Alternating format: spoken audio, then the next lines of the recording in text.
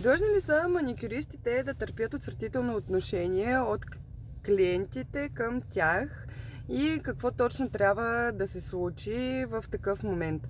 Първо да кажа, особено за по-начинаещите маникюристи, абсолютно не е нужно да се държите отвратително с момичетата.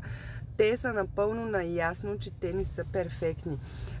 Виждат си, повярвайте ми, виждат си абсолютно всеки един недостатък, който са направили в маникюра. И повярвайте, те много се стараят, но все още просто не могат.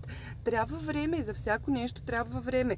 И те сами се критикуват. Не е нужно клиента да го прави. Това нещо потиска. Докато работи, да си дръпнеш ръката и да гледаш. Какво ще видиш ти? Какво разбираш? Ако ти разбираш толкова много, най-вероятно щеш да си маникюрист. Оставете ги просто да работят. Тази професия е за... трябва да е спокойно, трябва да е приятна атмосферата, трябва всичко. Всеки сам избира къде да ходи на маникюр. Не е нужно да си записвате часове и да ходите да потискате момичетата, защото наистина много момичета спират да работят. Точно заради това ужасно отношение от клиентите към тях. Не всеки може да преодолее началото. Не всеки е непокист и не му пука. Много често остават едни травми и след това, нали, при работата с клиентите е притеснението, след вас има друг клиент, нали.